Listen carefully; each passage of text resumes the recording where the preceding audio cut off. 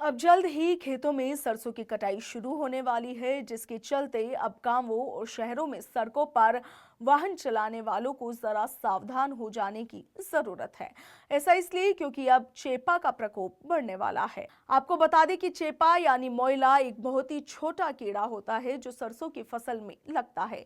जैसे ही सरसों की कटाई शुरू होने लगती है तो ये खेतों से उड़कर हवा में फैलता है, जिसके चलते वाहन चालकों को हर साल परेशानी होती है। ऐसे में चलिए जानते हैं कि चेपा का प्रकोप कैसे फैलता है और इससे कैसे बचकर रहा जा सकता है। सर्दी से जैसे ही गर्मी आने लगती है, अक्सर सुबह के समय सड़कों पर दिखाई देने वाला चेपा, जिसे आम बोलचाल की भाषा में मोइला कहा जाता है, वाहन चालकों के लिए गंभीर खतरा बन जाता है। चेपा दरअसल सरसों में लगता है, जो उसकी कटाई होने के साथ ही उड़कर हवा में फैलने लगता है।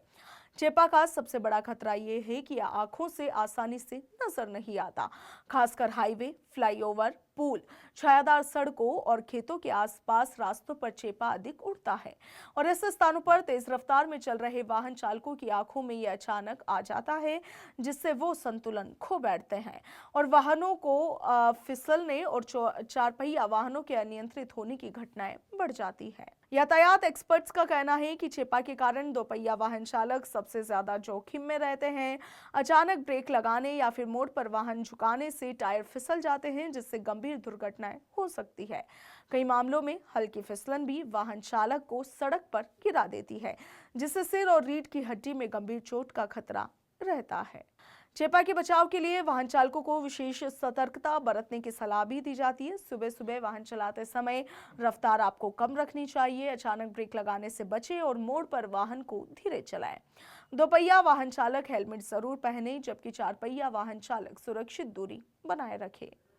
प्रशासन और स्थानीय निकायों को भी ऐसे स्थानों पर समय समय पर पानी का छिड़काव और सड़क सफाई करानी चाहिए, ताकि चेपा को हटाया जा सके।